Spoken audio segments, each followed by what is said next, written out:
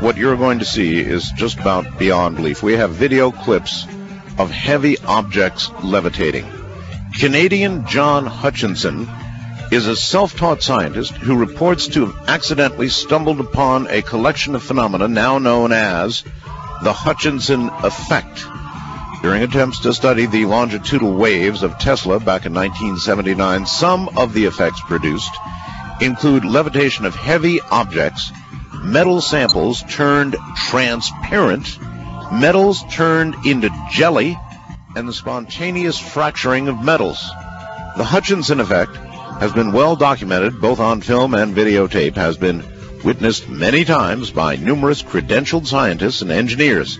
Hutchinson has presented over 750 demonstrations of levitations, all generated by the Hutchinson effect.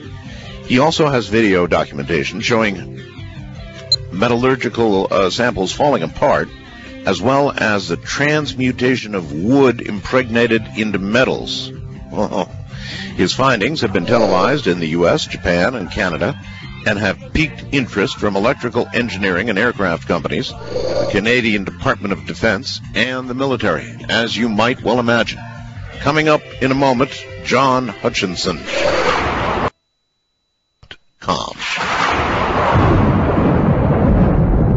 Now, I immediately recommend that you go to my website and in the following order watch what I'm going to instruct you to watch, all right? Go to artbell.com and go to program, and then tonight's guest info, and under the name John Hutchinson, you will want to click on video of photos of experiments.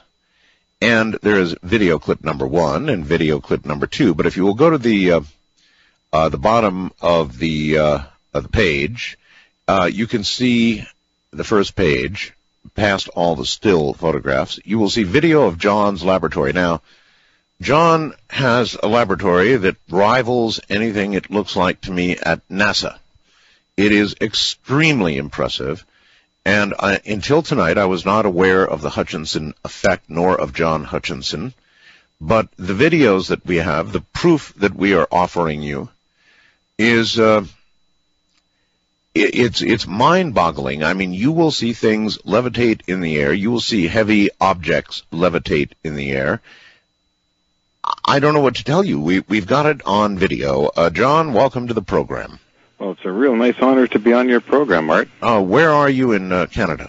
Well, I'm in New Westminster, British Columbia, Canada, on the West Coast. All right. And how old are you now, John? Well, I forgot, but I'm into life extension, so, I think I'm about 55. About 55. Yeah. Okay. When did you begin your experiments with Tesla technology? I mean, how did you get involved in that in the first place? Well, I was always fascinated by Tesla technology, especially in the 60s and that. Yes. And the information at that time period is very vague. Actually, it still is. Yeah. A lot of what Tesla did, we don't know. They scooped it, all his work up. I know.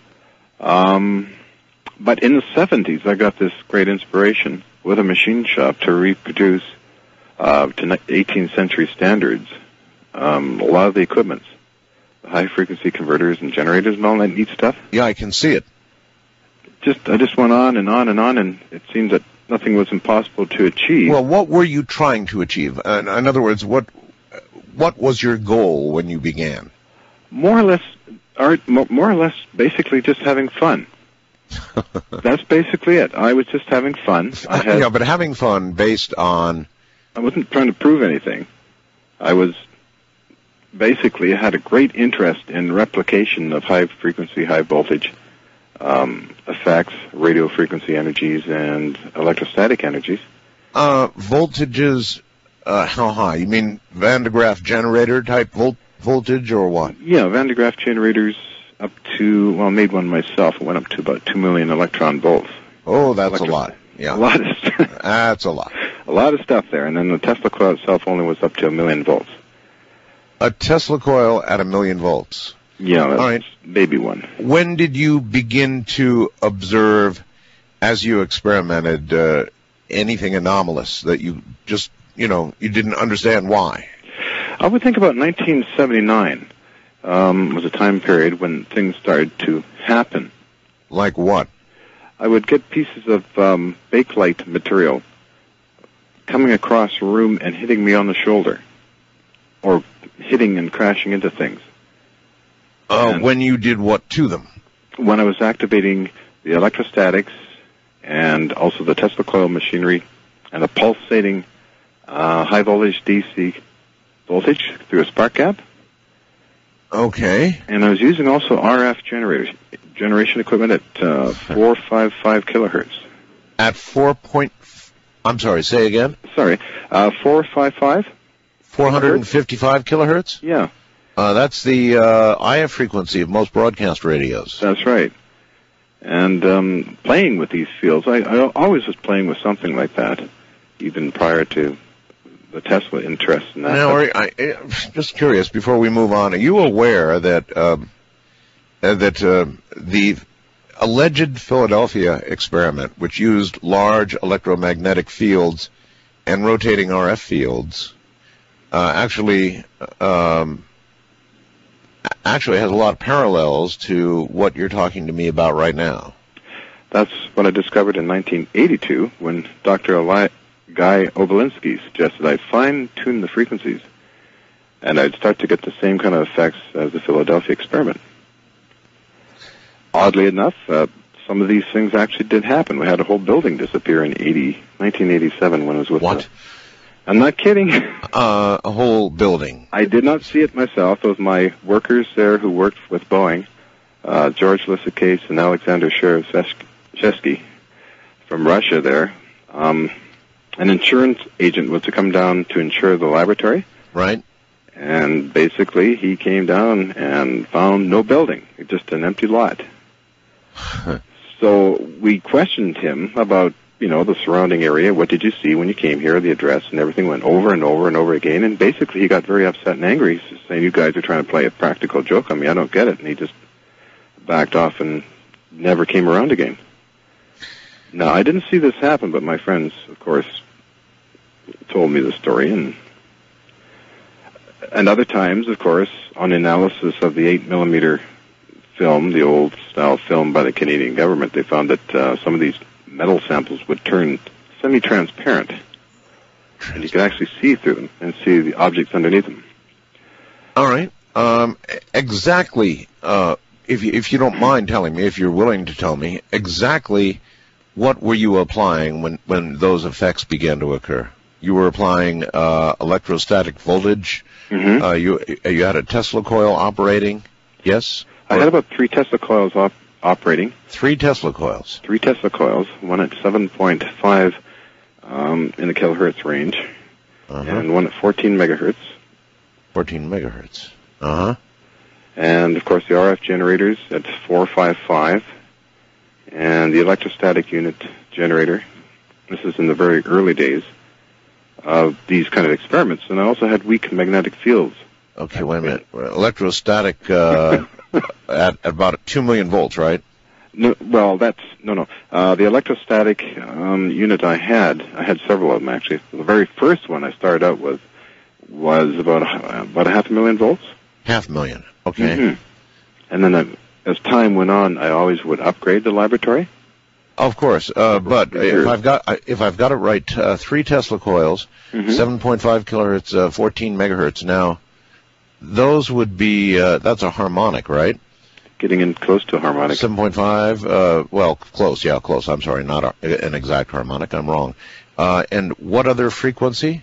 5 megs. 5 megahertz? Yeah, 5 megahertz. Now, these are very fine, so fine that there's literally no sparks from them. Okay.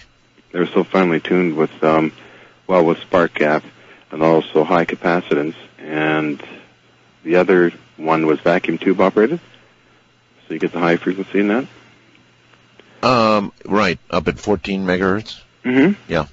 And then 500,000 volts of electrostatic and 455 kilohertz RF. Yeah, a lot of it I had to dump into a dummy load, or I get into a lot of problems with what they call the Department of Transport up here. Really? Yeah. was using quite a bit of RF energy. But the effects would happen away from the equipment. They could happen outside. All right. First of all, I'm going to sit here and watch as I speak to you your first video, the first video that Keith, I think you sent him what? You sent him videotape? Those video or TV shows and videotape. Okay. Sure. This shows objects, solid objects of all kinds, just suddenly taking off from the floor and from shelves. It shows a plastic bottle squeezing in all by itself. It shows, my God, object after object just taking off from the floor. Now, that would be 1987 time period when I was at peak, 88 to 89 time period when I was at peak efficiency with this stuff. And what in God's name are we seeing here? I mean, where was this, please? This was in another laboratory in Vancouver, Canada. Yes. And it was sponsored by Boeing, the Boeing company down in Seattle, Washington. Boeing, yes. And with also a couple of workers, scientists that worked with me. We set this laboratory up yet again. It went through many different moves prior to that. And on this run, I incorporated microwave technology and more advanced Tesla systems and also more advanced electrostatic systems.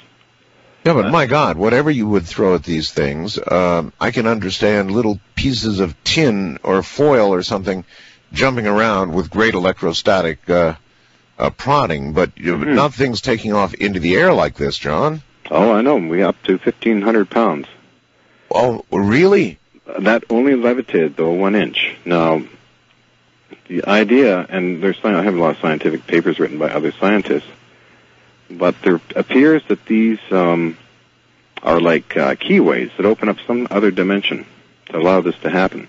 Well, okay, but again, what we're seeing here is so fantastic. I mean, after all, a wrench, for example, a solid metal wrench at the beginning of this video just takes off and flies up out of camera range. Where did what kind of, was this a chamber or where was this?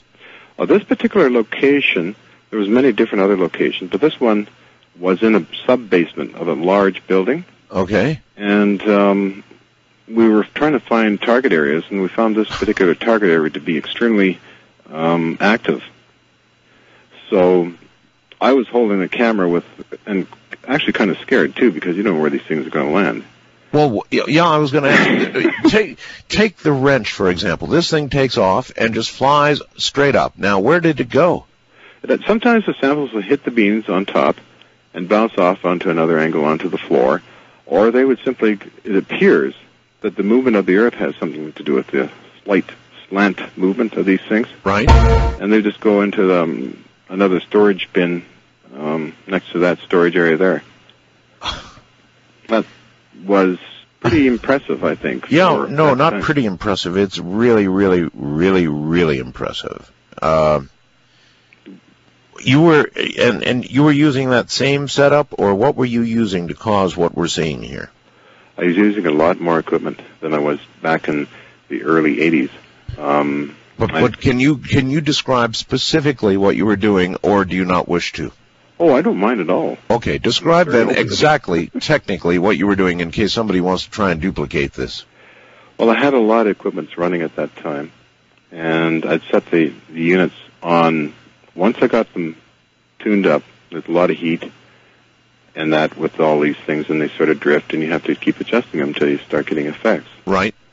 So in this particular case, I had some friends there, a fellow from Germany actually, holding the camera one time while I was doing this.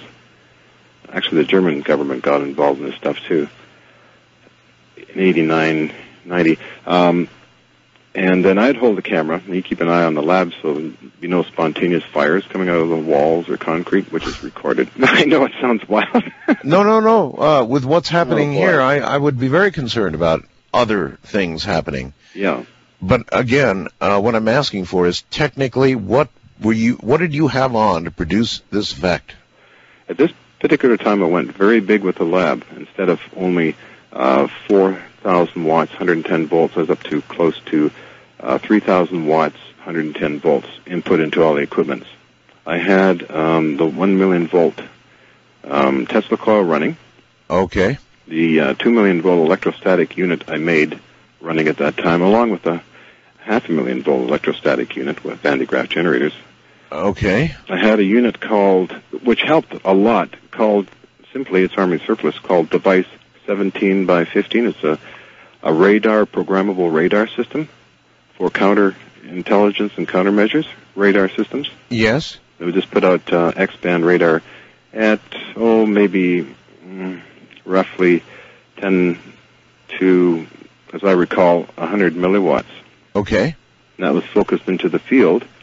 And I had also a pulsating magnetron, a mechanically pulsed magnetron. Good Lord, you had a whole soup of things, electromagnetic and otherwise, going on in there. Quite a bit. I had at least in equipment weight from that time period by the moving company, 22 tons of stuff. Well, that's... 22 tons? 22 tons.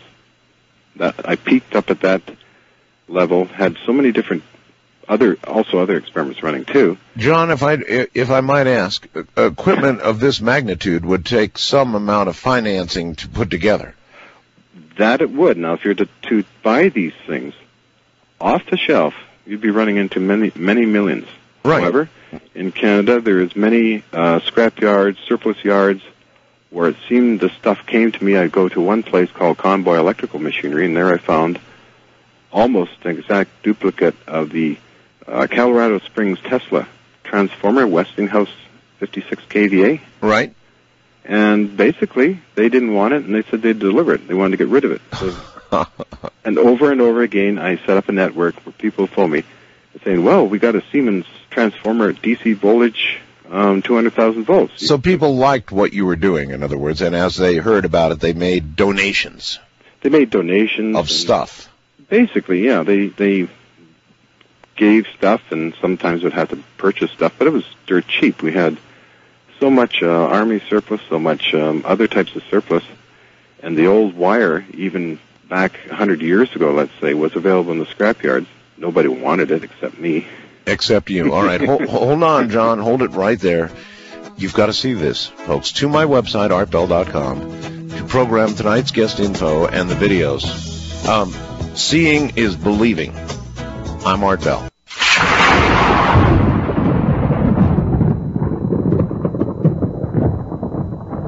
Back now to John Hutchinson. And, John, it says here that your effect has been very well documented and seen many times by credentialed scientists and engineers. Now, if a credentialed scientist or engineer were to actually witness what I'm seeing on videotape, I'd be real curious what they'd have to say. Oh, they get very excited. They get extremely excited. And right, and I mean, yeah, and say what? I mean, surely their scientific minds. Oh, they just go wild. They want to get funding to put this into a more controlled laboratory situation. There's reports written about it, and like people from McDonnell Douglas or from Boeing or from other national laboratories, they want to see it go. But I guess perhaps the effects are so dramatic, so astounding in some ways that a lot of the funding, of course, would be turned down. It says metal samples turn transparent. You mean like steel? What kind of metal? I don't know exactly because I let the scientific teams analyze everything because I'd be too busy operating the equipment. So you were operating the equipment, producing the effect, and they were examining the results. They were examining the results and filming the results. Metals turn to jelly. What do you know about that? Anything?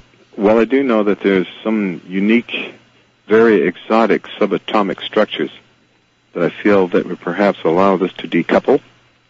I actually believe in gravitons and chronons, time particles, and many other subatomic particles. And also believe that there's an amazing amount of energy out there that if it's triggered or tickled or tweaked. And that's what you think you're doing? That's what I think I'm doing. Now, the results have been duplicated a tiny bit by friend and well-respected scientist Ken Shoulders and well-respected scientist Richard Hall on the invisibility factor. Invisibility. Again, boy, I'll tell you, we're really brushing up against the Philadelphia experiment in more ways than one. So the tale told of the Philadelphia experiment, at least technically, I don't know whether you've ever heard it or not, but what they used really sounded an awful lot like what you're doing.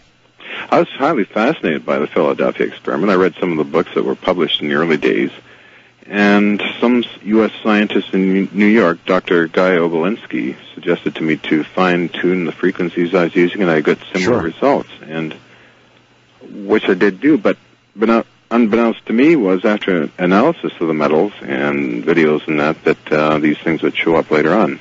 What made you decide on, for example, 455 kilohertz? It seemed to be a magical frequency. It's a fundamental frequency of many things. I was basically, for about 10 years prior to the discovery, I didn't promote this, but 10 years prior to this, I enjoyed playing with radio equipment, Tesla machines, and was quite immersed in it. Lived quite a lonely lifestyle in Lynn Valley, North Vancouver. That's another part of Vancouver. So I had a lot of time to play with these things. You began at what age? Oh, good heavens. I was intrigued by this stuff since I was probably 5 years old. 5 years old. So then you were well into experimentation in your teens? Oh, yes. I scared Vancouver into believing that there was a UFO invasion.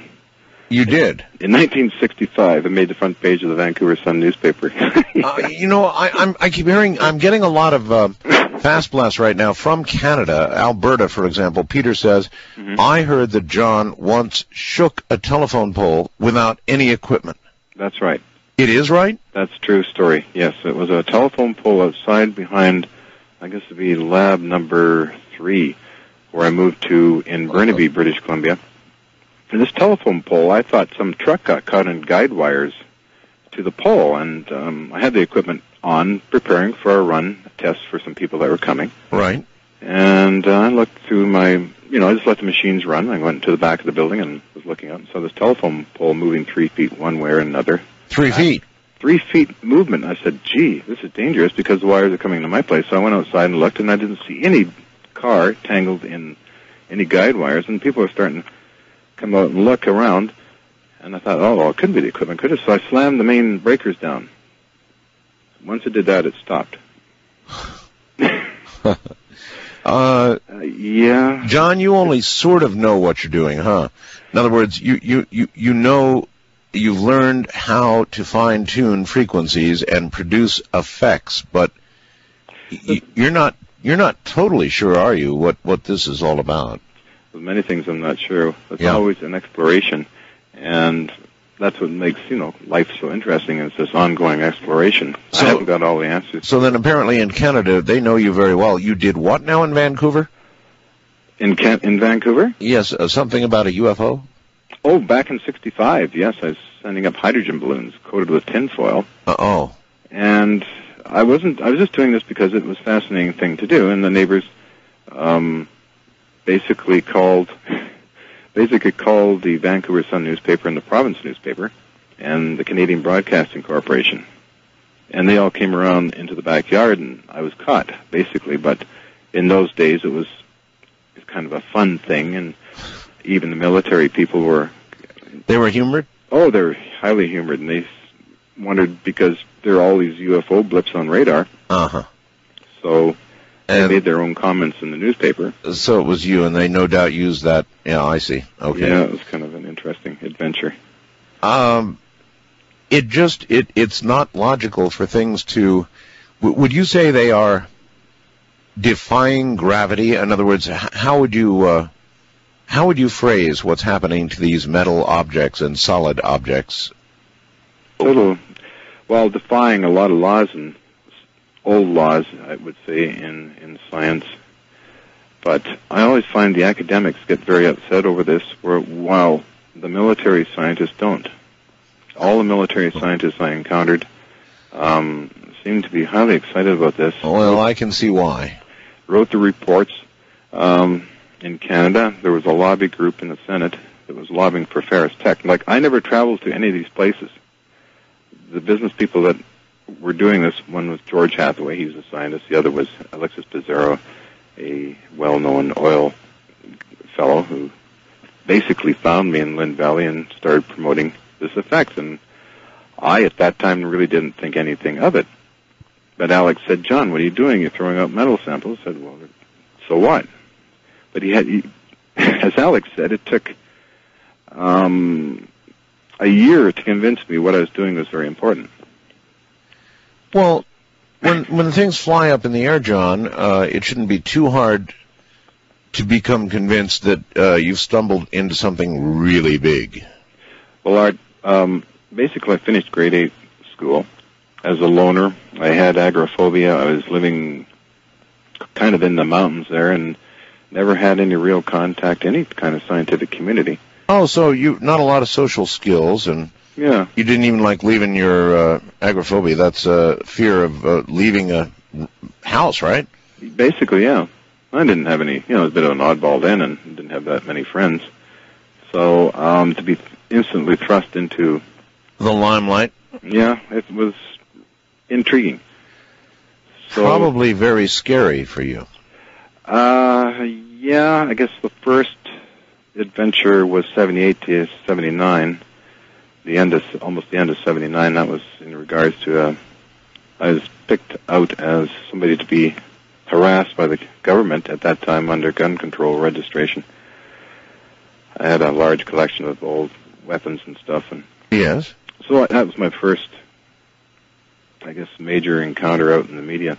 But the other one prior to that in 1965 was rather an adventure for me, and you just all these different kind of feelings that you have at that time, and that was gone. That was like, a newspaper article, a CBC report, and that disappears. I don't even have a copy of that, unfortunately, the CBC report. I got the newspaper clippings. Oh, well, somebody, I'm sure, will help you out. But, it's when I was thrust into the scientific community, I thought to myself, well, I don't have any education, I'm still using my fingers to count and all this kind of stuff, that why did they think it's so important? So they kept convincing me and suggesting things and bringing scientific visitors to the Lynn Valley location until this happened for a couple of years, and rolling Super 8 film, the old film. Sure. I don't think you got that, but there's about 500 hours of stuff.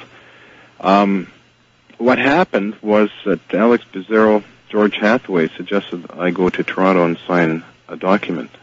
Sign a document? Yeah. So I've never been on an aircraft before, so I took the combined efforts of all my friends, plus Alex Pizarro and his buddies, to get me on an aircraft. What kind of document did they want you to sign?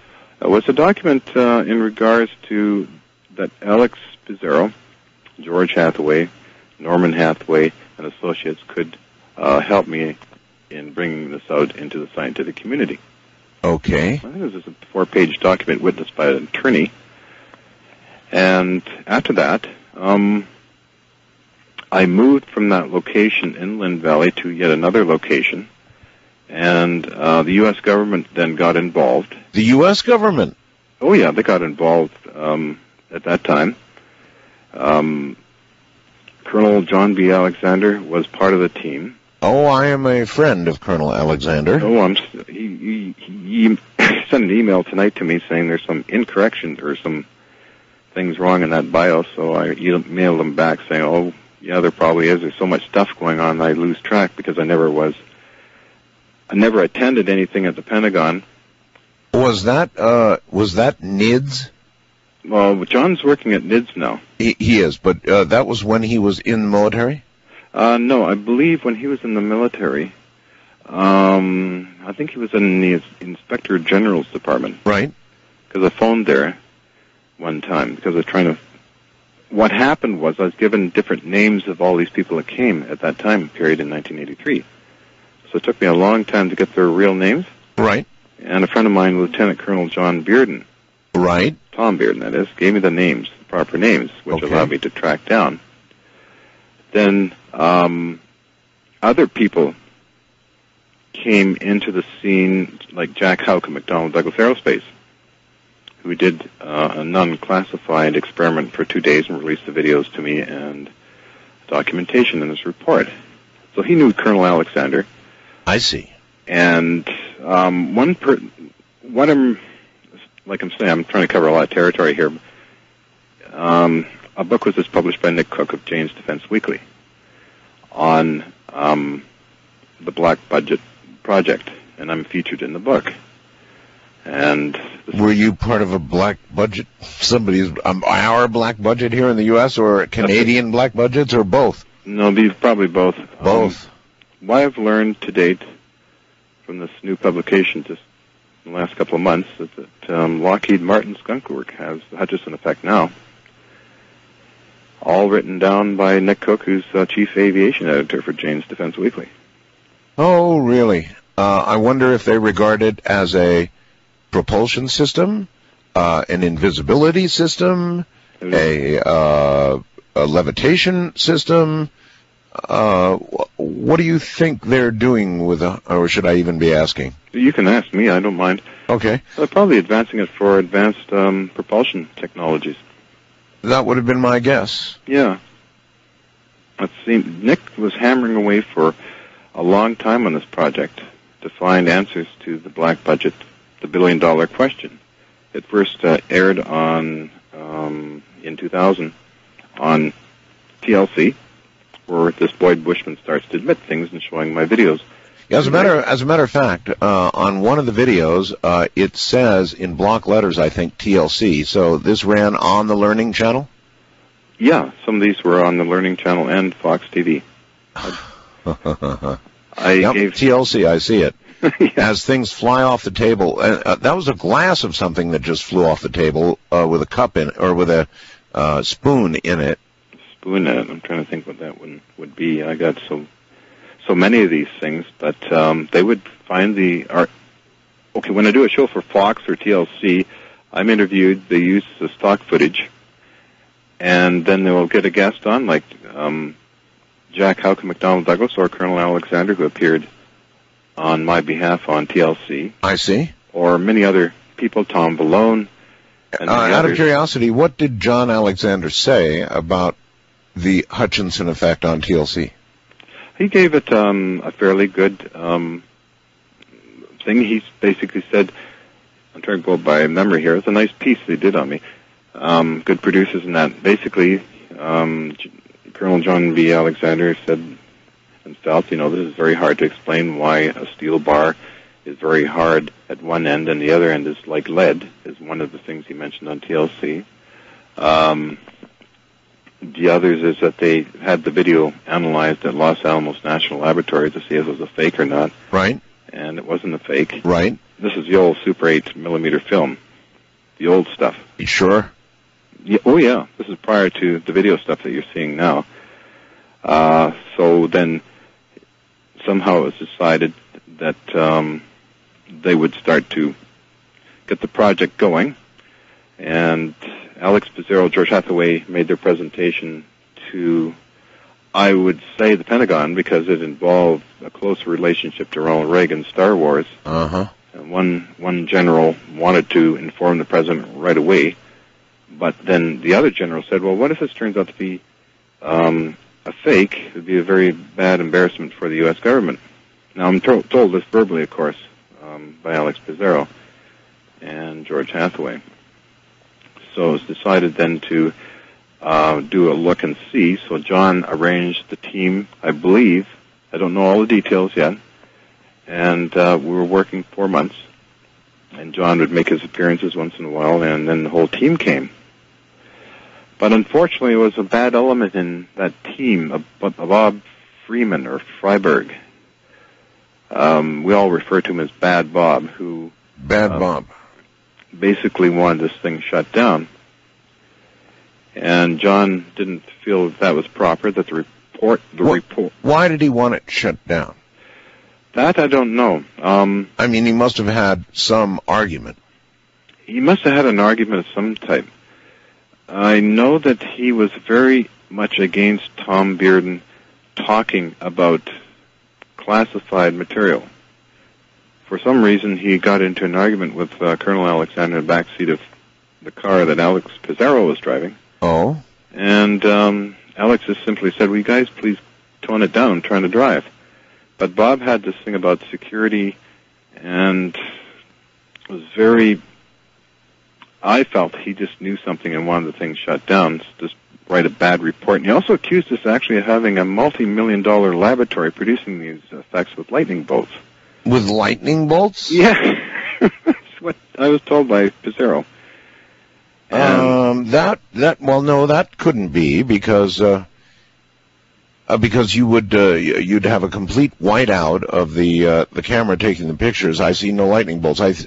For example, one scene in the video, folks, for those of you who can't see it, shows one of those plastic bottles all collapsed in, crushed in, and then slowly coming out. Now, what did that? That was basically the same field. We've tried so many different samples over the years. The same field that picked a wrench up off the table, the same field that picked all those other heavy things up, collapsed a plastic bottle? Yes, it also would lift water out. But we called that, it was nicknamed the breathing effect by Alex Pizarro, because we noticed that would happen on solid rubber objects too. Really? Yeah, it would just seem to squeeze it in and out, in and out. Now, I can imagine an effect on a metallic object. It's hard to imagine an effect on water or milk or something in a glass, or rubber. Yeah. And yet all these things... It affects everything. For some reason, none of us got hurt in these experiments. That's amazing in itself. Although we did feel the field... That's what I was going to ask. Were you able to determine the size of the field produced? Yes. The distance was up to 300 feet away, and that was confirmed to me by an employee of Los Alamos National Laboratories. 300 feet? 300 feet away from the lab itself. He approached me and said, "These are the measurements I got. I don't know what they mean." And I said, "Well, that's very interesting. I'll take them into consideration." All right. What about a directional aspect? In other words, I would think one of the first things they would try and do is to focus and direct the effect, the Hutchinson effect. That was the idea, brilliant idea, of a very brilliant scientist, Jack Houck, McDonnell Douglas, who felt that if we could somehow focus this field, it would be self-lifting. So you could actually lift the whole lab itself up. Yeah. And all you need is an energy scavenging system, and you got self-power. Well, I don't know about that, but I can see the military, for example, would want to focus this effect, because if you could do that, oh my. All right, hold on, John. John Hutchinson is my guest. I suggest you use this break, and I'm very serious about this, to go to my website if you have access to a computer. Go to program, second item down, tonight's guest info, John Hutchinson's name, and click on videos and photos of experiments. It's a knockout, I'm telling you.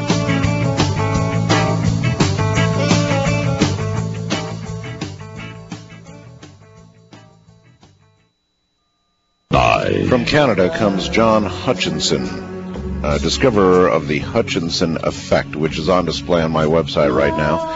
If you'd like to go to artbell.com, go to a program, tonight's guest info. You really do need to see these videos. Objects, not levitating might be the wrong word. They just literally take up and go. I mean, they rocket off the table.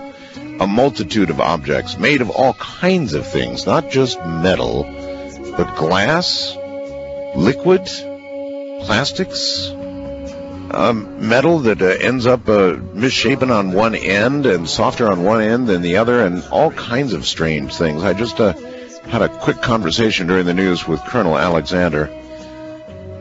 Really amazing stuff, and you've got to see it for yourself.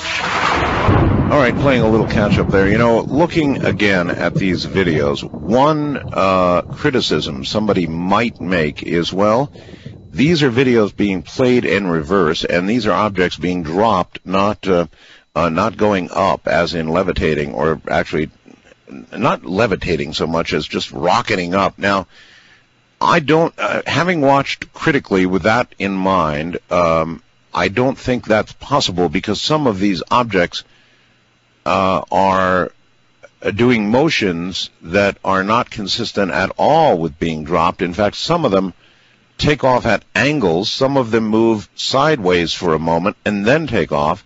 No, I don't think that could be. In fact, there's one hovering near the broom, and it kind of moves sideways and then takes off up. No, couldn't be a reverse video. I'm sure you've heard that, right, John?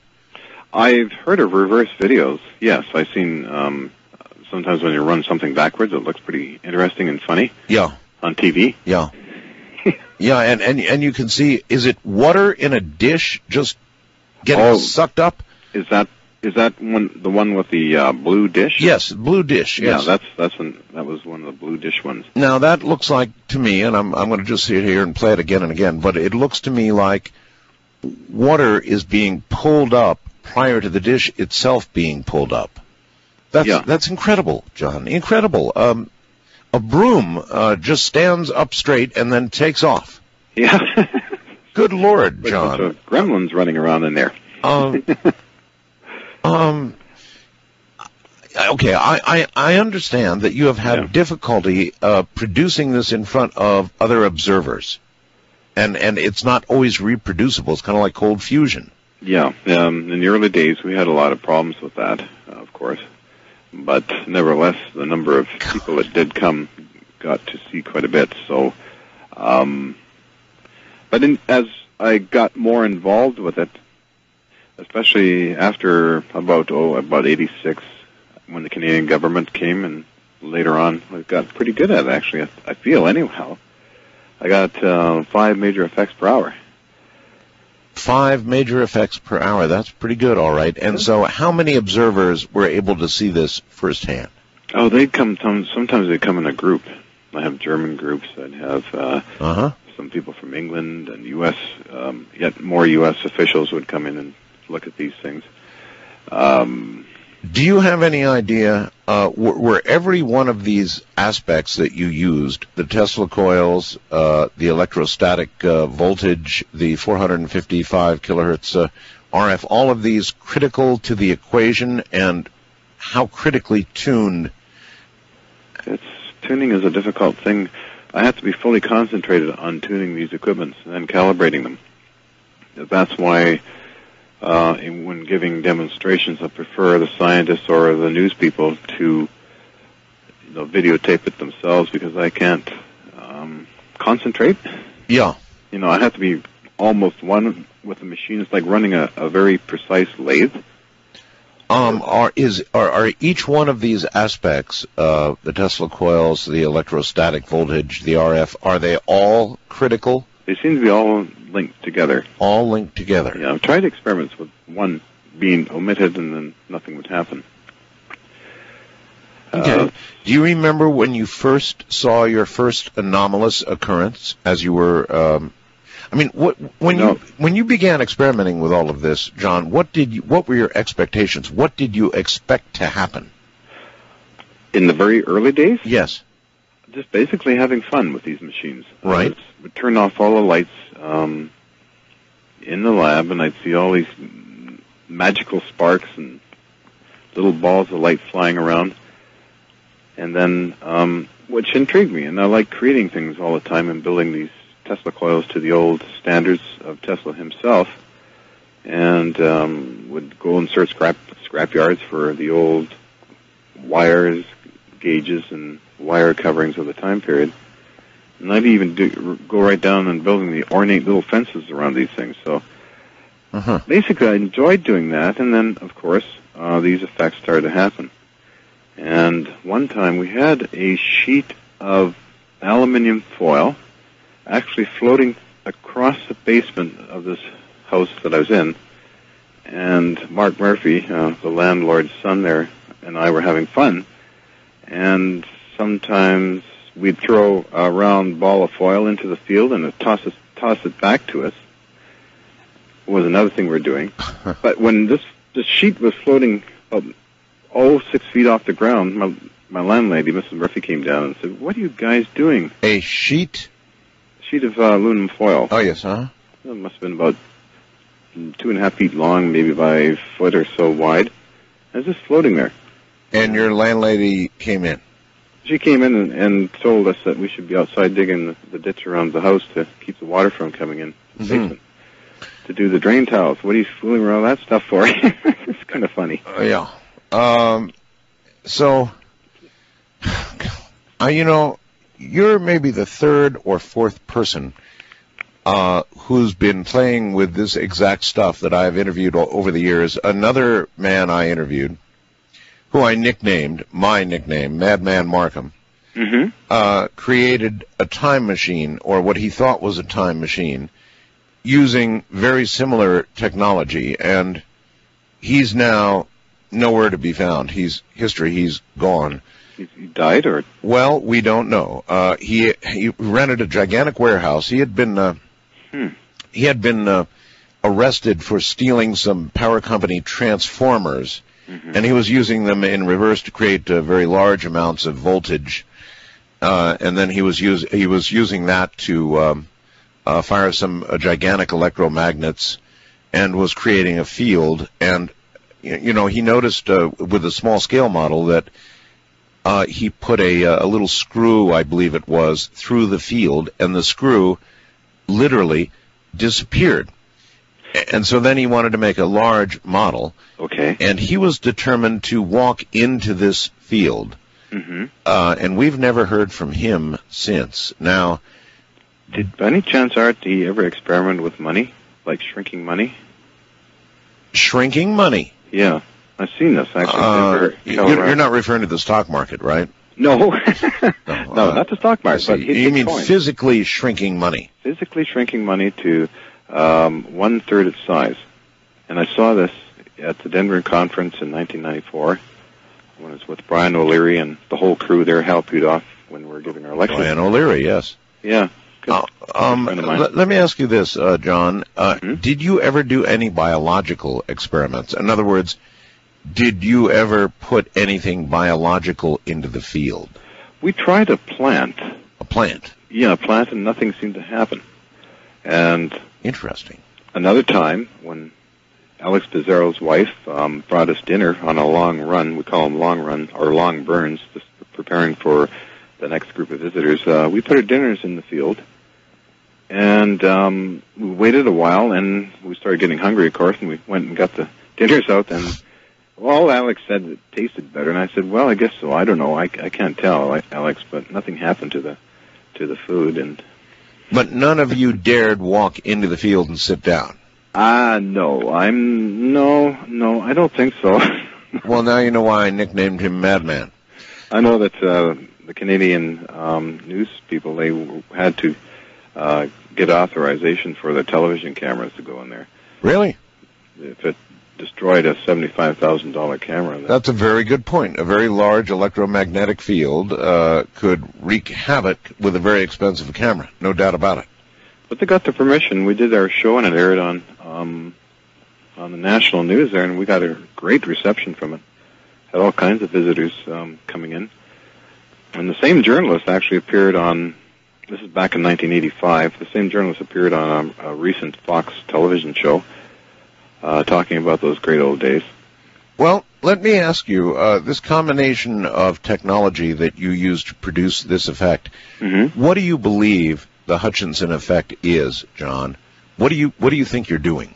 What I think I'm doing? I think I'm basically manipulating, with great familiarity, RF fields, Tesla fields, electrostatic fields, magnetics, focusing them in a geometric fashion, much like certain electronics. If you get VLF electronics, the physics of it is quite different than HF or to super HF structures of these, let's say, transceivers for a better analogy here. So I feel like what I'm doing, and there's been papers written on this by René Louis Vallée of France and Andrea Sakharov, I think he's passed on what could be happening. And it was accepted by the U.S. government in this document, which I still have, of course, to keep everything. There's some kind of a interdimensional effect happening that influences gravity and time. Now, this paper was given to the U.S. government guys in '83 and was accepted. And it shows that, of course, your Tesla coil or a static generator or an RF generation system can't cause these kind of effects. But in combination, somehow they cause some type of second type of distortion. In literally shielding dimensional or time distortion of some sort? Some type of mild time distortion, but heavy gravitational distortion, where objects become weightless. Some of the objects would actually float, and one could actually take photographs of these things. Floating in the air. Just floating there, sitting there, floating. And you could actually instead of using video, you just take a picture of it. This is just so absolutely incredible. I guess how many people just flat, even though they see it, even though they see it, well, they just don't believe it. I don't know. People get very excited with it.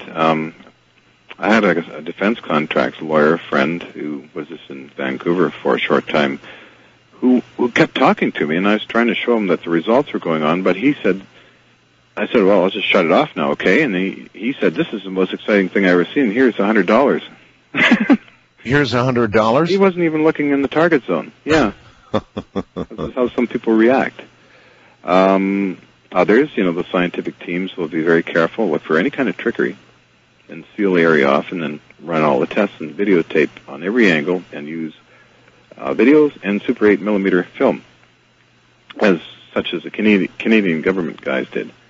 Dr. L.A. Kuhn, head of the Scientific Technical Intelligence Agency. Yeah, let's talk a little bit about some of the still photographs for those.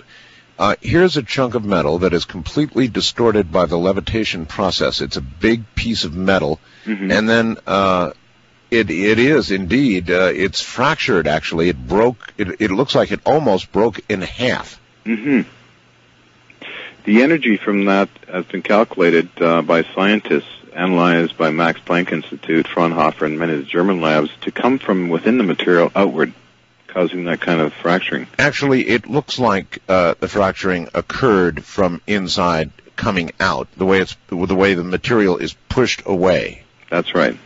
They did extensive tests in Germany on these things, and that's very interesting. That might indicate that whatever the field is doing, it's disturbing the molecular structure of the material itself, and the change comes from within in this case. That's right. There's been extensive tests done by George Hathaway of Toronto University, and some of the national laboratories. Lawrence Livermore did tests, found these kind of same results. They find actually impurities coagulate right into pure metals within the sample. Really? And you do an SEM on it, scanning electron microscope on it, X-ray diffraction analysis, fluorescent analysis, and of course, they share the results with me, which is why it's so imperative to have videos and documentation. And you sure do. Second photograph down, still photograph, is a metal slab with holes in it, one hole on each side, a big metal slab, and by God, impaled inside of this metal slab, and I mean impaled, is a knife. You can just you can see the knife coming out of the edge, and you can sort of see it impaled in the metal. Now, how in God's name could that happen? Sometimes when we're doing experiments, we put a sample on top of another sample. Yes. And in this particular case, this sample just floated into the material and froze there. So what we but it became part of it. It became part of it, yes. And then what we do is machine it down to try and see what is in there. What's in there? Oh, my gosh. Yeah. Do you remember the description in the Philadelphia experiment where horribly, toward the end, human beings were halfway embedded into the ship? Yep. That reminds me of the piece of wood inside that metal block, which is coming back from New York's. That's a wood spoon in there? It's a block of wood that floated into the metal. And I think I sent... I should be getting that back from Dan Aykroyd's show thing that collapsed. Okay, hold on. Stay right where you are. I'm Art Bell with John Hutchinson. You got to see this. I'm telling you. You've got a computer. Get to my website, artbell.com. I travel the world and the seven seas. Everybody's looking for something. Some of them want to use you. 7 days of savings every month. GNC. Live well. All right.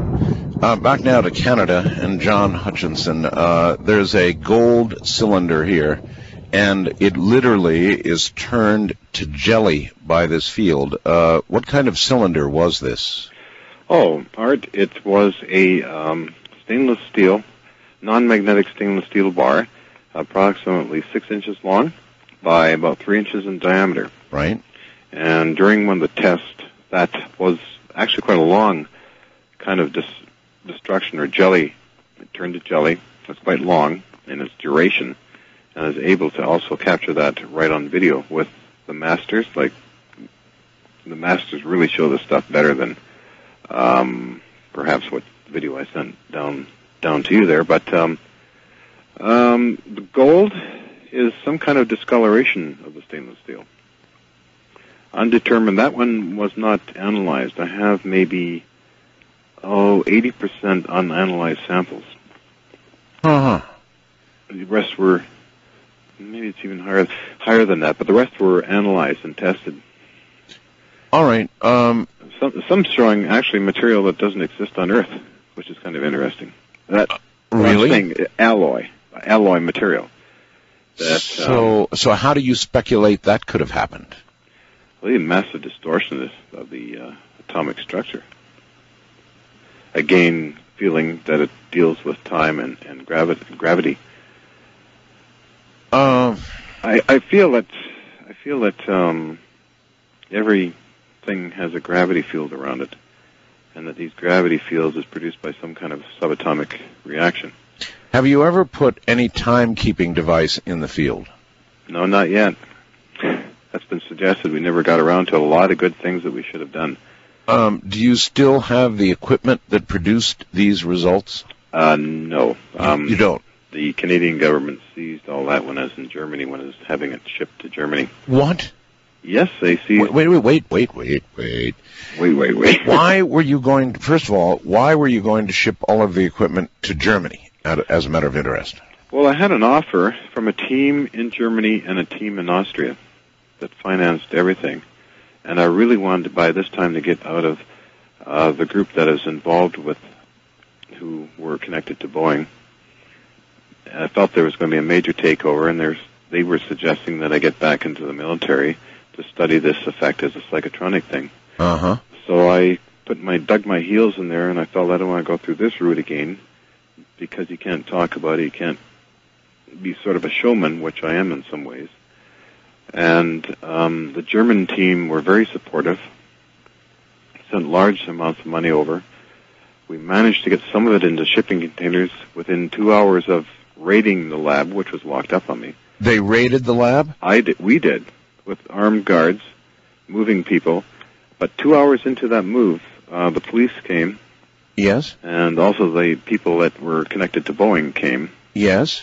And stopped it. So a lady friend of mine, Ian Gazda,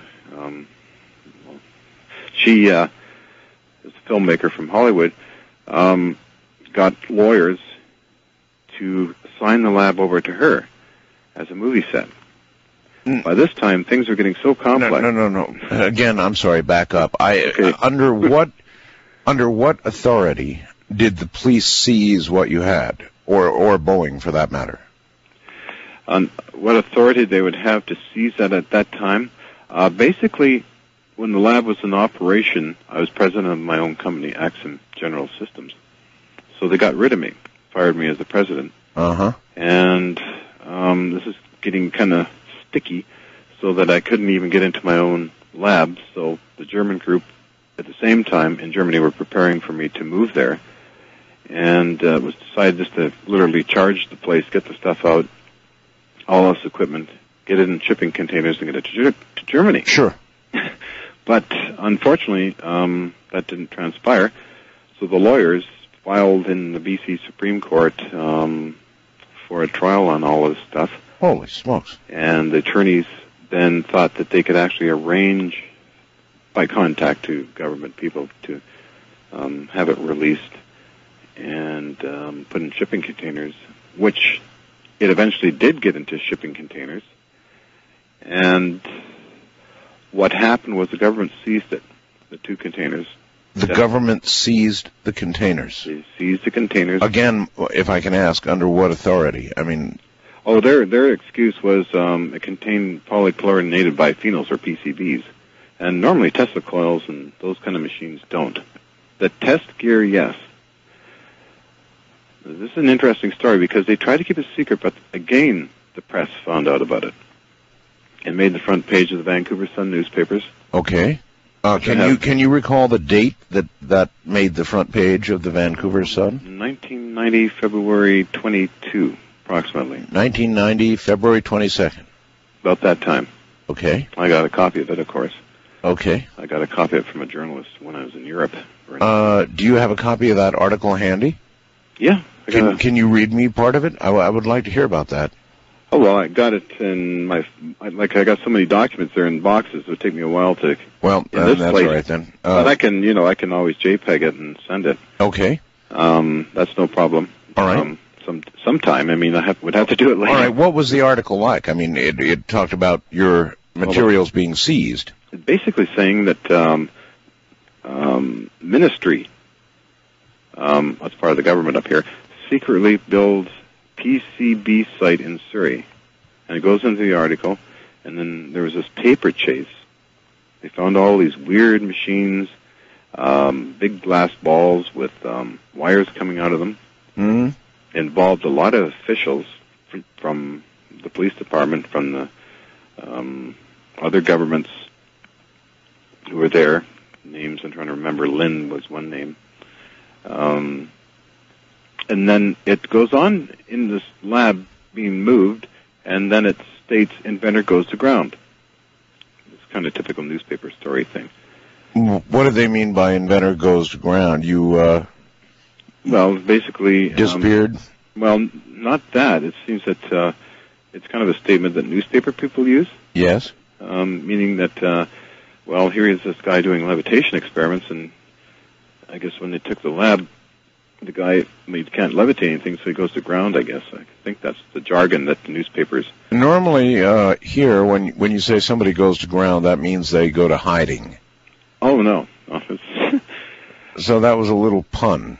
It was a bit of a pun, yeah. I see. I covered a bit of the story, the paper chase, and who is John Hutchison kind of thing. Where did he go to? Although they knew I was in Germany because I got contacted by by Interpol.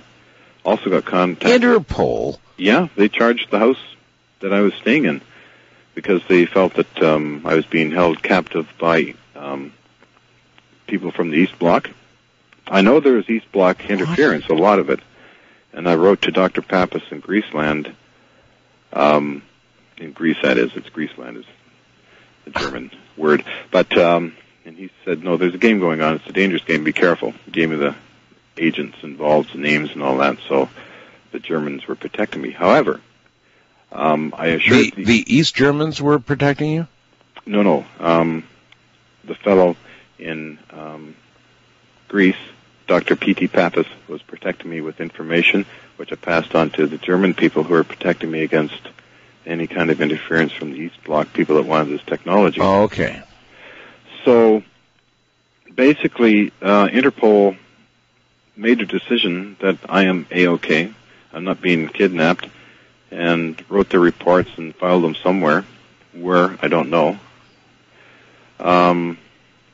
Then I got a phone call from Henry Champ of NBC, and he said, this is going to be a very odd question, Mr. Hutchison. Are you being kidnapped? Mm-hmm. I said, not that I'm aware of. I kind of have a sense of humor about these things. And basically, he apologized and said, okay, I just wanted to know somebody was worried about you being kidnapped. And I said, no, things are going well.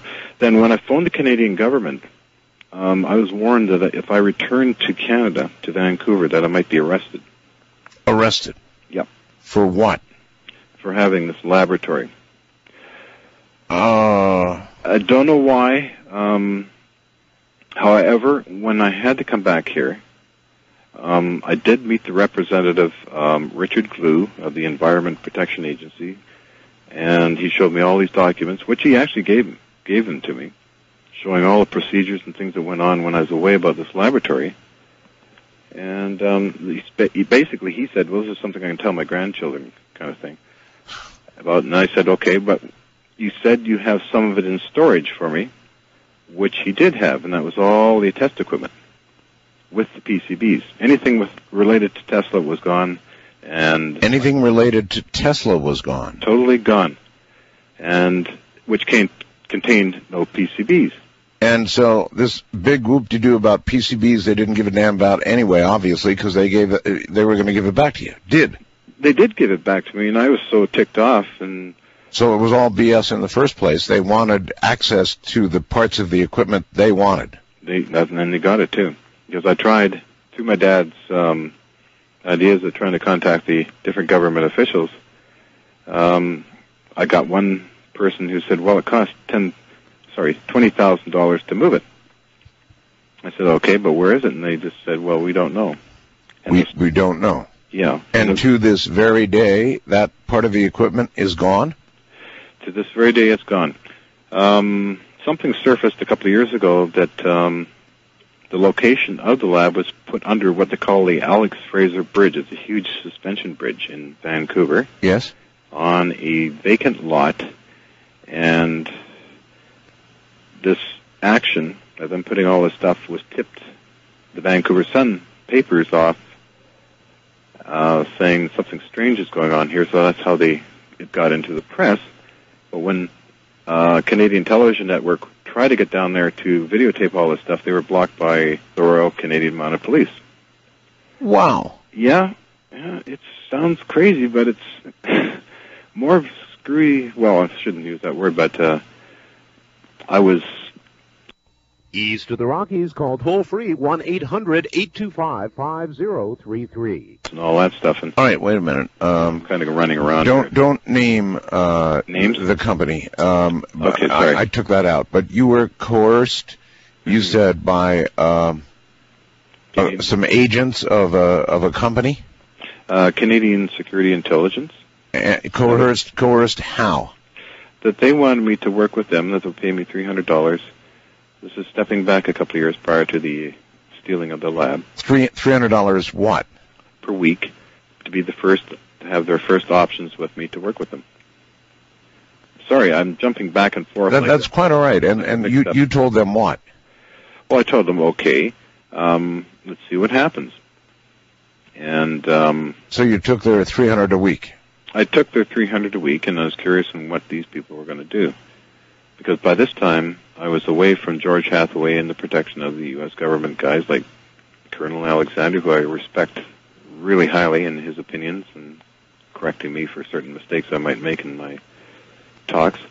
But these guys started bad-mouthing Alex Pizarro, who actually founded me and some of the other scientists at that time. All of a sudden, they simply just disappeared. This company was totally gone. They didn't exist. Next step was the Boeing people that came in. And then, of course, the next step was the lab was to be transferred to Germany, actually to Austria, into a massive laboratory by very high-ranking scientists that are real, not pseudoscientists. All right, assuming that they had the financial means, and it sounded like they did in Europe, mm-hmm. Why not rebuild or duplicate the machinery in Europe? Tech was sending it over there. Why not try and duplicate it over there?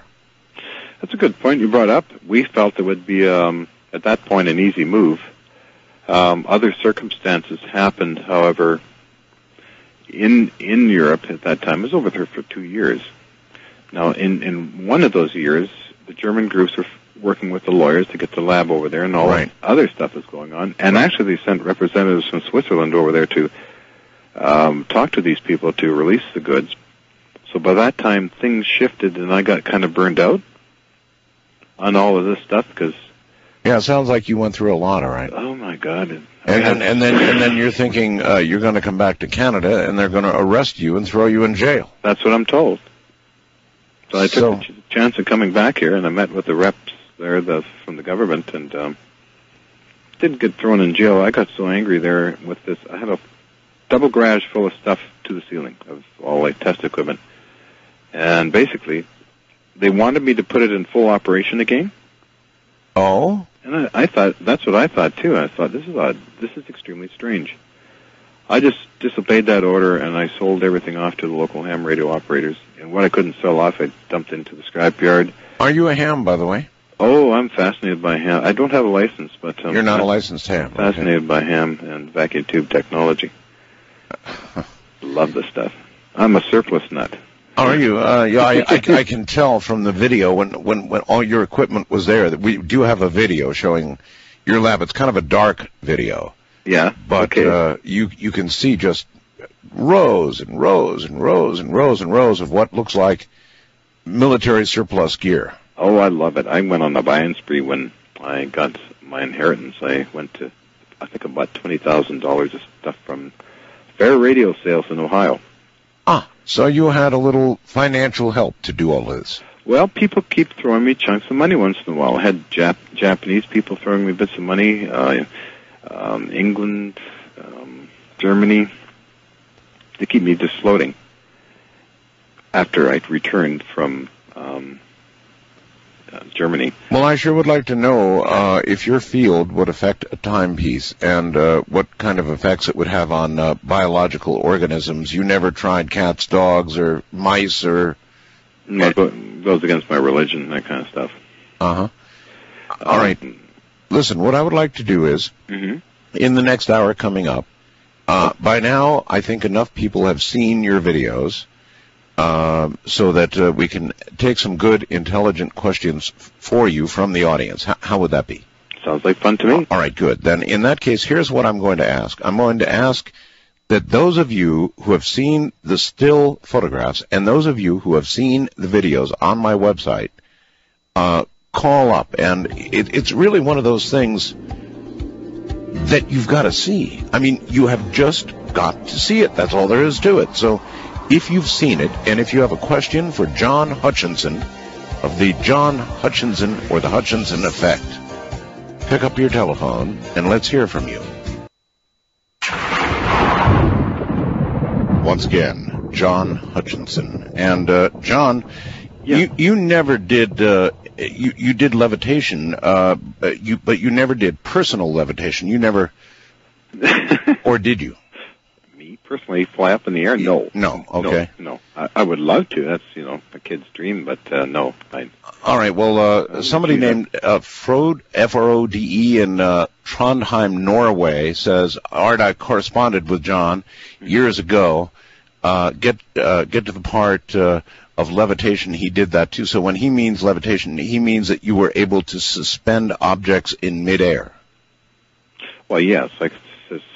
That's one of the effects is objects being suspended in midair. Yes. Well, people can actually just take a photograph of it.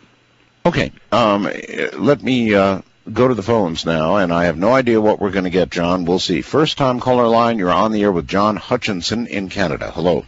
Yes, this is Brian calling from New York City. Yes, sir. Yes, I'm a former Persian Gulf veteran, and we had to go through obstacles, and I was in a tank, a M1 Abrams. Do you think that the Hutchinson field could be used as a weapon, which would discombobulate the tanks, rip the metal apart, and levitate the tanks, causing all kinds of confusion? Thank you. You're welcome. Of course, we saw some of our more conventional smart weapons levitating tanks, but that was immediately following large explosions. John? Yeah, I suppose in that area it could be used as a weapon. I wish not to see that happen. I wish to see it used as advanced space propulsion. Actually, NASA in 1997 had my Hutchison effect at the Advanced Propulsion Workshop by Mark Millis. I think it was presented well, but weaponry, I'm not into that. Yeah, that would be our military, and as you pointed out, you do like to talk publicly and show publicly what you're doing. Yeah. And the military, when you get involved with them, they don't like that at all, do they? No, that's why I refuse many contracts. Mm-hmm. All right. Wildcard line, you're on the air with John Hutchinson. Hello. Hello, Art. This is Bob from Los Angeles. Yes, sir. Yes, I've been following Mr. Hutchinson's experiments for about 10 years now, and I've been trying for 5 years to get him on your show. I thought he was sort of ended up like Tesla hit by a car on a street corner. But yeah, you're going the right way there with not going after the military aspect and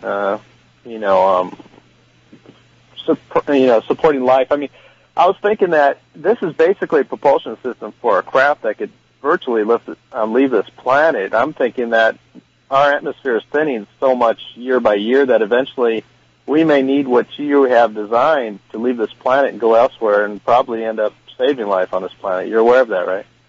Yeah, I'm aware of that, and it also could be used for the control of all of the radioactive waste. There's some experiments there that I did some years ago that made radioactive material inert, and also could help sweep the atmosphere and make a resurrection of an environment. That's what I like to see happen also with this kind of technology. Yeah, that's true. Have you been hypnotically regressed? Because there's a lot of people with limited who haven't been to Harvard universities and stuff who've came up with incredible inventions such as yourself.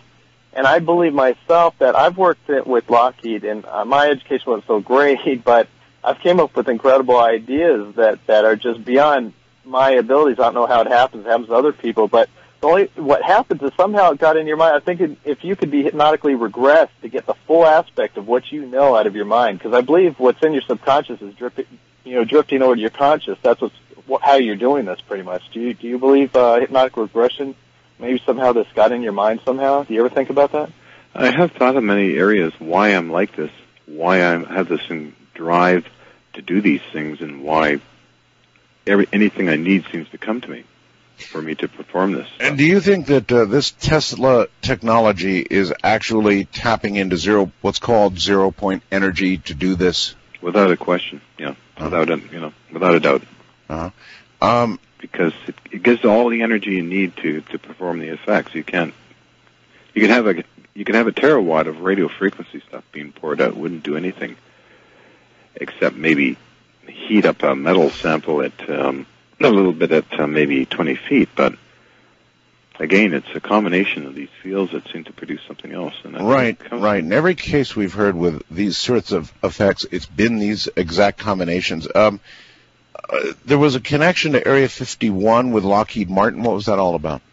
Well, my friend Nick Cook of Jane's Defense Weekly, chief aviation editor, went into the United States to check out why so much money is to be used for the Black Budget Project. I think the show is called $1 Billion Question. So he did many interviews until he hit extremely lucky at Lockheed Martin Skunk Works, interviewed Boyd Bushman, who had copies of my tape and showed them. And this I didn't know was on television. I was getting phone calls the next day, and people saying, "Gee, that's incredible stuff. What's going on there? You should contact these people and all this and that." And which I didn't do. I did email. I tried to email the Skunk Works people for Boyd Bushman, but I didn't get through. I didn't get a response. Then later on, just about a month or so ago, Nick's book came out explaining everything. And I'm reading this book. I'm featured in the book. I'm reading stuff that I never even knew it transpired with all the CIA guys and all the defense contractors and Boyd Bushman. Yes. And I just learned a week ago that there's a court fight between Bushman and Lockheed Martin over something. Well, how does Area 51 get into this? Area 51 is, I believe personally, and from bits and pieces of stuff I hear, is for advanced propulsion technology research. So do you think they might be testing the essence of your work at Area 51 with craft? I wouldn't be a bit surprised. Nor would I. Alex Pizarro said he felt we let them too close to our projects shortly before Alex passed away. Mm-hmm. You had some kind of connection with Ollie North?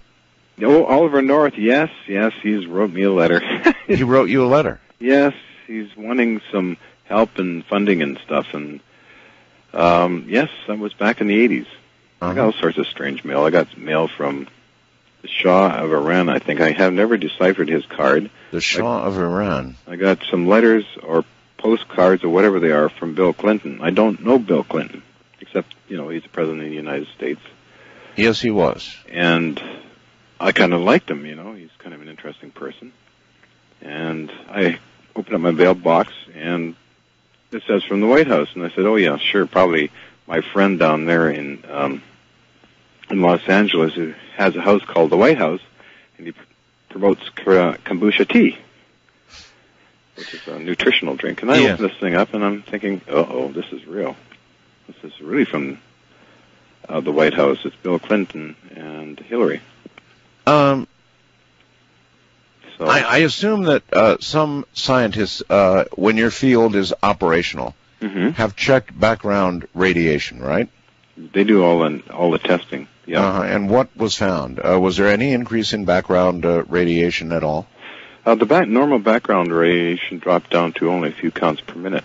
So it actually reduced the background radiation. Yeah, which I thought was rather intriguing. That is intriguing.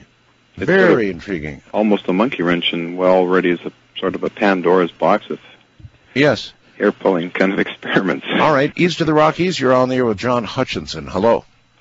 Good morning. Good morning. Firstly, I greatly value your show, Art, and I had this question for John. I was curious about the apparatus that you use and the exact configuration or positioning of either Tesla coils or Van de Graaff generators with respect to each other to produce levitational effects. Okay. Very good question. They have to be very precisely put in geometric patterns.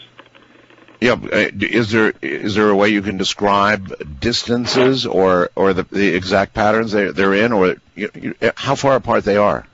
Actually, how far apart they would be? Perhaps maximum 3 feet. 3 feet apart. Yeah, and I found always that units put in threes work best. Mm-hmm.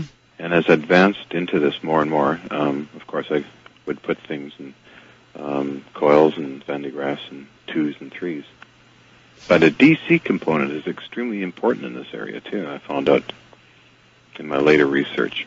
And that's pulsating DC spheres. And pulsating DC what? Spheres, like round balls. Yes. I would charge them up to 200,000 volts direct current through Siemens transformers. Right. And this would increase the effects enormously. Boy, you're lucky you didn't fry yourself alive. Well, that's what Dr. Kuhn says. Well, John, I don't know. You don't keep notes, and also I'm amazed that you're still standing here. Yeah, I am too. West of the Rockies, you're on the air with John Hutchinson. Hello. Yes, good morning, gentlemen. Good morning.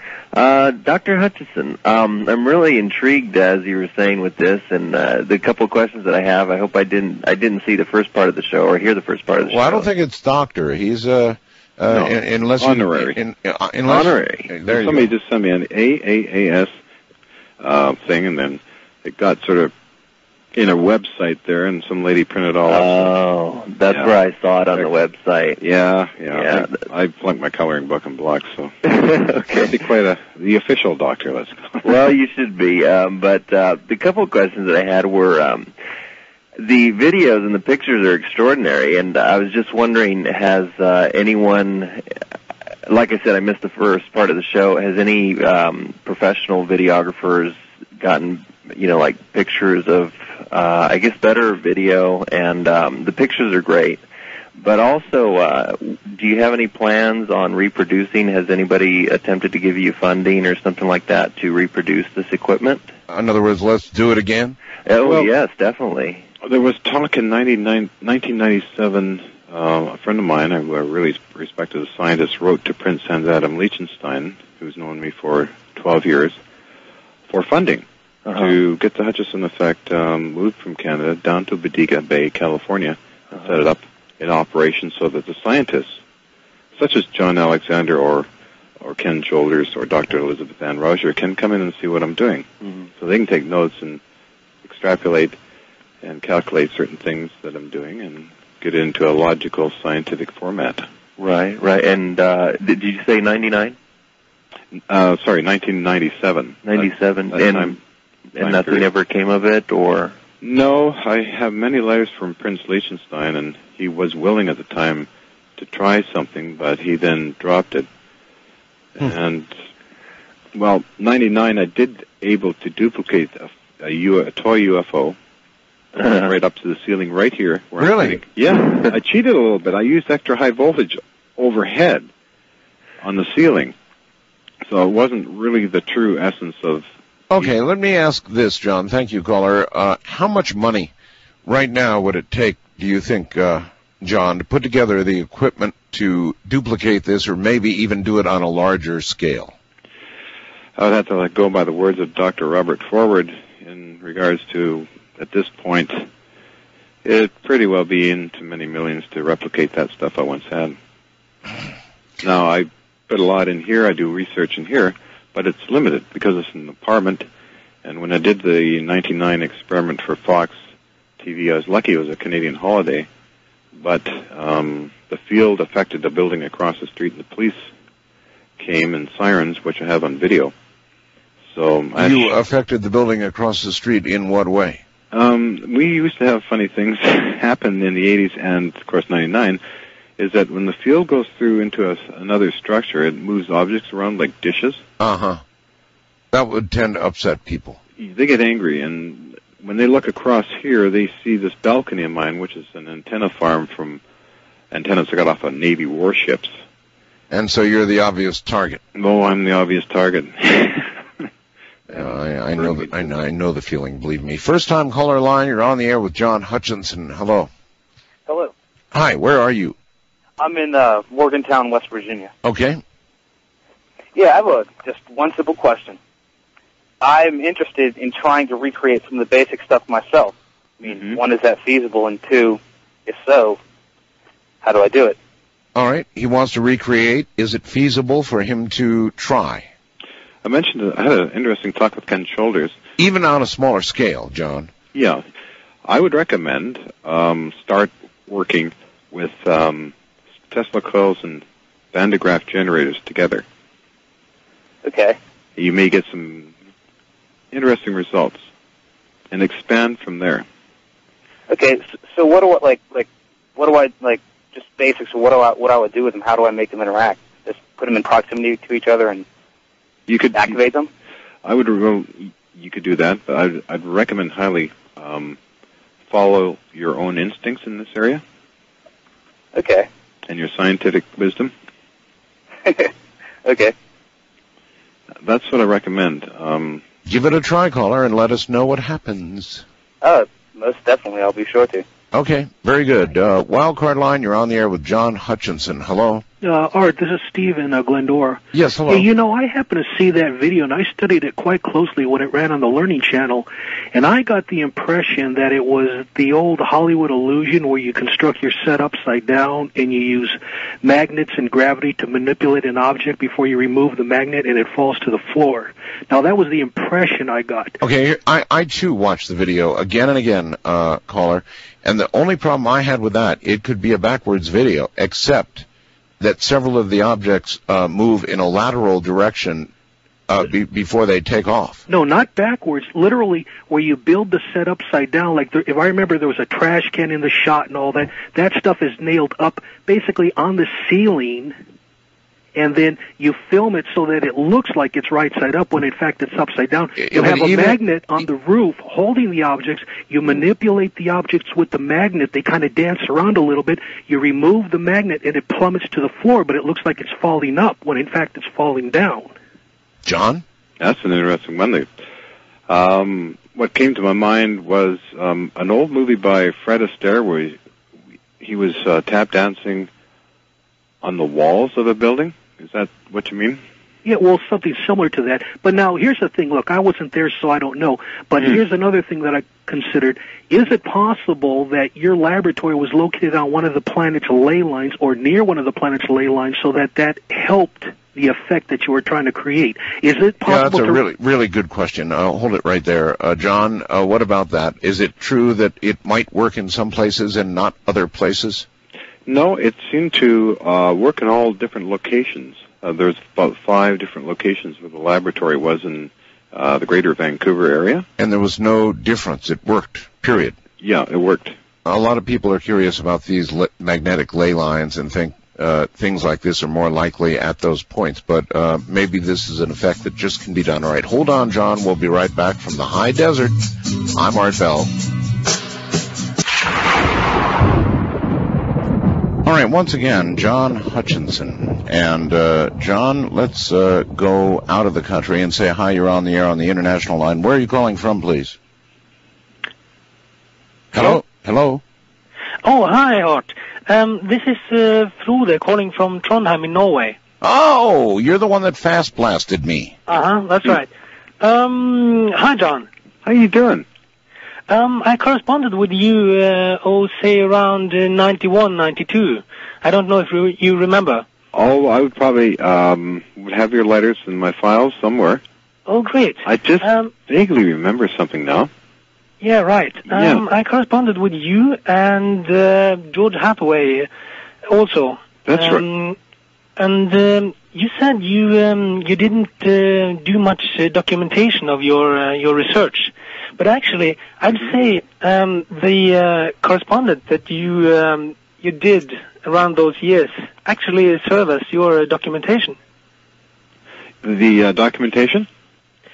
Yes, you said you didn't publish much of your research and no, not me. No, other scientists publish it a lot. I must have at least a cubic yard of solid material. So you're actually then you are the demonstrator. I'm the demonstrator, the showman, but the other scientists seem to want to make notes and write stories and books and. They're the ones that have been documenting it for you. All right, I see. Yeah. John, I wondered if I could ask you something. Mm-hmm. In my correspondence with you, I discussed the Kalski-Frost effect. I believe it was 1965 or 56. I don't remember. Mm-hmm. Polish researcher Kalski and Frost. They did this microwave HF field levitation of a crystal device. Okay, I'm familiar with that. George Hathaway also did actually a replication of that experiment using a microwave oven. Do you remember what I'm talking about? Yes, I remember seeing those documents. I still have them. I didn't repeat that experiment. I would think perhaps George Hathaway, of course, did. Okay. Did George inform you that you got some results, or? Well, he's already gone, but... oh, I'm sorry. But, so you were, anyway, aware of that experiment using microwave? Yeah. That's an old experiment. All right. West of the Rockies, you're on the air with John Hutchinson. Hello. Hello. West of the Rockies. Going once. Hello? Yes, hello. Yes. A very, very interesting show tonight. Thank you. I'd like to find out, did anybody disappear from that building? Was anybody in that building that disappeared, first of all? And I have another question after this. Okay. Nope. No, I was not aware of it until my colleagues informed me about all this. I can't tell you, I was not aware of anything myself. So you don't know of anybody that was reported missing after that? Not that I'm aware of. Okay. Ma'am? Okay, also, do you have any books or videos that you would people like myself could buy? They're all over the place. Or, have an address we could write? Okay, you don't personally offer them then, John? I try. There's film companies that want to make a movie on yours truly here, Miramax. I send out so much stuff. There are production companies in Los Angeles, Harry DeLeiter Productions, and they have some of my work there on video. That's very nicely done by Harry DeLeiter. Is there let's try this. Is there a way to get hold of you? Do you have an email address that you can give out or anything? Oh, yes, I have an email address. It's heffect@infinite.net. Okay. Also, wait a minute. I want to get this. heffect@infinite.net? Yeah. Okay.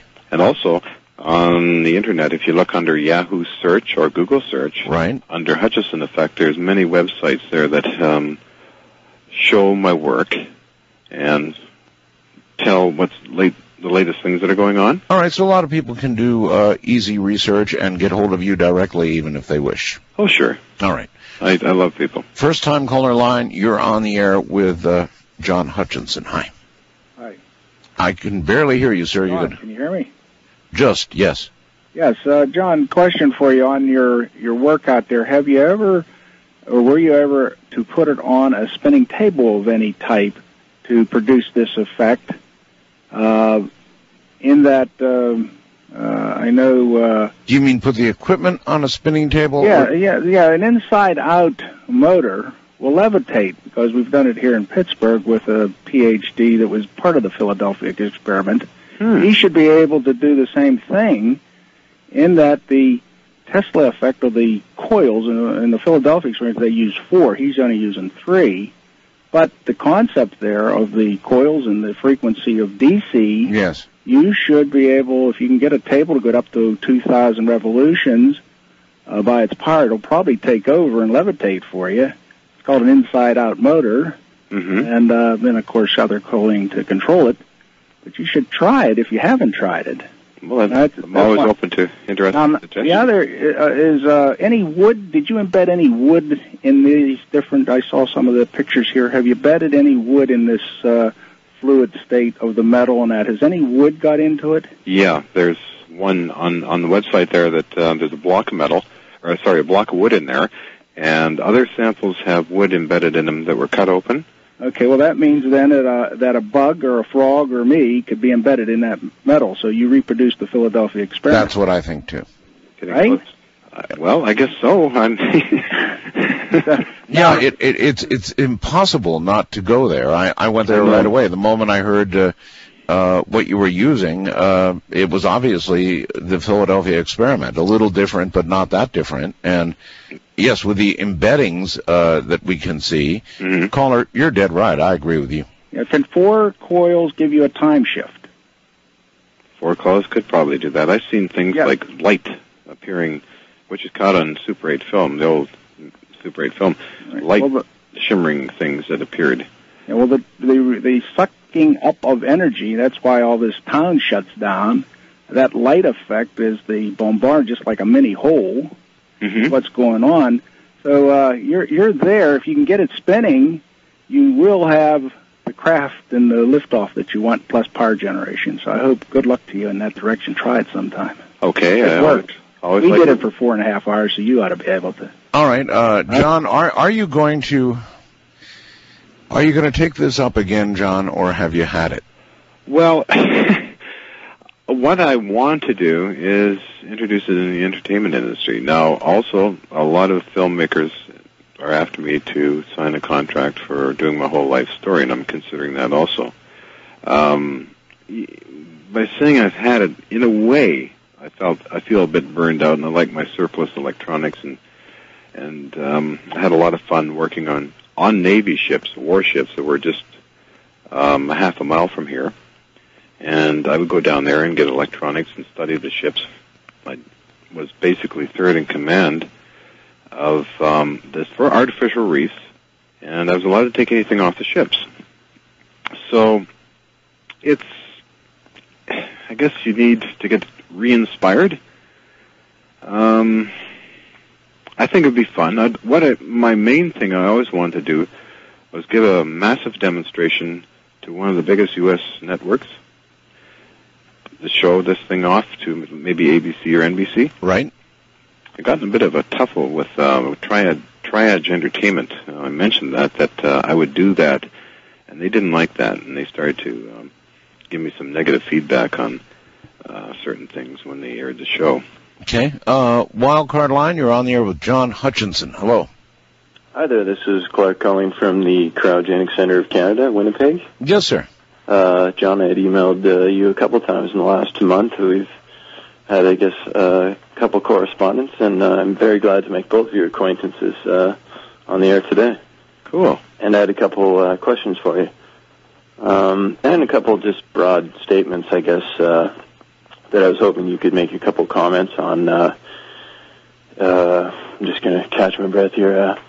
I guess I wanted to allude especially to the last caller who was talking about spinning things, which is directly kind of what I've been working on, somewhat like I guess you had been about 20 years back in isolation, somewhat, as that's easy to do in Canada when it's freezing for half the year.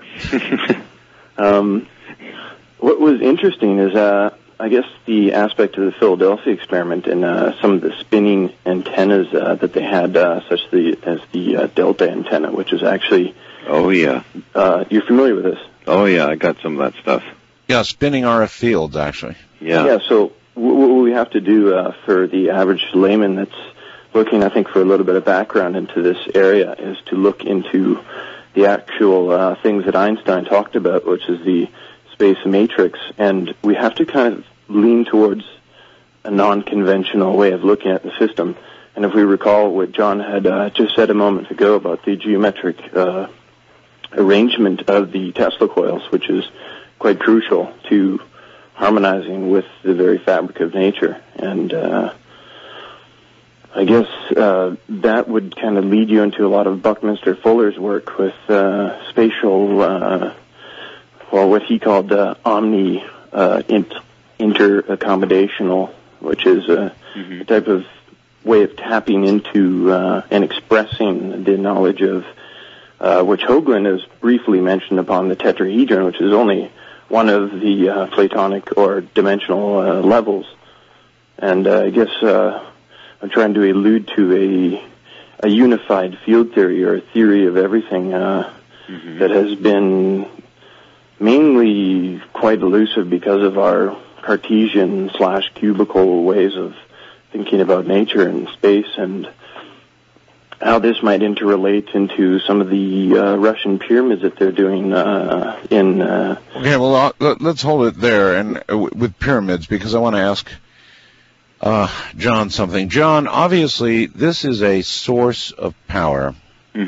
A very large source of power. I mean, you move something as massive as a 1,500-pound transformer, right? That's right. And did what? Moved it into the air, or what? It moved up about 1 inch. Off the ground. Off the ground. 1,500 pounds. All right. Do you think there's any possibility that generations, or even civilizations that predated ours, knew something about this in some way? You know, we don't know how the pyramids were built. We don't know how the Coral Castle down in Florida was built. We don't have a clue. Do you think it possible that some of this technology has been known to some people at other times in the world's history? I think it's highly probable. Now, I do believe in other races in space because it's only logical because of the number of stars in planetary systems. What if there's some kind of intervention here where they had equipment to help at that time period? I've been in the Great Pyramid.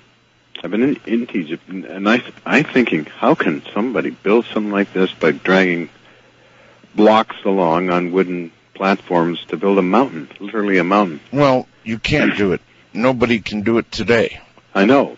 So the only thing one can imagine is some sort of technology like this was employed to do what man could not. I think highly probable. I was fascinated by what I've seen there, and also some of the diagrams on the wall indicate electrical equipments. That's was my exact take on some of them. East of the Rockies, you're on the air with John Hutchinson. Hello. Hi, Art. How are you? Okay. John, I have two rather simple questions for you. Okay. You sort of started to segue to it when you mentioned something about taking your project into the entertainment industry. Mm-hmm. Just focusing simply on levitation, have you ever been approached by a magician?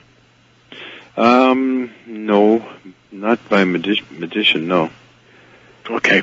And my second question is, when performing the tests, where were you in proximity to the equipment? I mean, were you shielded by any behind a wall or something along those lines? Yeah, basically in the control room. Okay. They would operate all the equipment on the outside. I had proper grounding and shielding. You need that here, where you get too many X-rays and other odd types of things that would happen. Okay, so there's it's safe to assume that a human form anywhere, even near the equipment, would suffer probably irreparable damage. Correct? I would probably think yes. Yeah, because everybody was cautious and would seal the area off, and if it was media, they would be cautious, and if it was controlled experiments, they were cautious, and okay. Yeah, it was, but nobody ever got hurt, and that's many people have come through those labs. That in itself is amazing to me, because you really wouldn't have any idea about the size of the field, and one can imagine many things that could have gone wrong. So I agree with that, Doctor. It's amazing you're still walking around, John. Well, that's what the doctor said. But I had a friend who was sensitive enough to actually feel the fields with his hands. Really? Yeah, and what I did was take a diode, put it on a voltometer. Right. And just put it onto microamps, and put it near the field, and of course it starts to fluctuate back and forth. Right. And sure enough, it would fluctuate back and forth. We could start to predict the fields with this simple setup. So I followed my friend around with this meter, and sure enough, it registered every time he said he could feel this thing with his hand. He called it slippery. It's like a slippery feeling, yeah. Oh, that's really odd. West of the Rockies, you're on the air with John Hutchinson. Hello. Hello? Hello. Hello. Hello. Art. Yes. Richard from Aberdeen, Washington. Yes, sir. Suggestion. On the earlier part of the show. Yes. You had a tape recording. Okay, does this relate to the guest I have on now, sir? Well, yeah, I'm going to get to that, okay? Okay, then go ahead to that now, because that's who we have on. Well, I wanted to tell you that you need to speed the tape up. Okay, I appreciate that, sir. Anything else? Yeah, question for your guest is, did they confiscate your records? No. All the videos, records, metal samples were not confiscated. So you've got all of that? I have every piece, because they're actually in another location. And I hope a safe one. Yes. Although I've replicated a lot of the stuff and keep sending out to Dr. Andrew Mikrowski of PACE, Planetary Association for Clean Energy. I've done a lot of replications, but I still get more in than I can replicate. Like, I need a secretary help. I understand. I need a secretary. First time caller line, you're on the air with John Hutchinson. Hi. Hi, this is Tom, San Antonio, Texas. Yes, Tom. I was thinking every depiction of any type of spacecraft I've seen or heard about, it has been a sealed vacuum, more or less. Right. And what I'm thinking now is maybe a spinning table inside of a vacuum. Yeah, that's an interesting question, John. We don't have a lot of time, but have you ever done any of these experiments in anything approaching a vacuum? Not a vacuum. I just heard of the French experiments where they would spin magnetic fields at the speed of light within an electrostatic field. Which is intriguing to me. Well, I mean, what you're doing or did do is way out there. I wish you luck. If anybody in the media wants to contact you, since that's the way you seem to want to go right now, it would be the letter H, and then effect heffect@infinite.net. Yeah. Right? Yeah. heffect@infinite.net. So you would be open to media offers and so forth. Oh yeah, I was slated for Dan Aykroyd's new show there, but it got somebody pulled the whole show off, and nobody understands why. That's right. Nobody understands why. A friend of mine, David Sarita, he was a guest on your show, I believe. He certainly was. He's a real nice guy. Very nice guy, yes. And I had Dan Aykroyd on the air as well. Very good people. They may be retooling that show, and so it may yet come on. I sure hope so. Okay. Well, listen, my friend, for tonight, I thank you for the incredible video and photographs. John, thank you, and good luck to you. Well, I thank you, Art, for having me on your wonderful show. I always like it. Take care and good night. Good night. Thank you. From the high desert, I'm Art Bell. Ta-ta.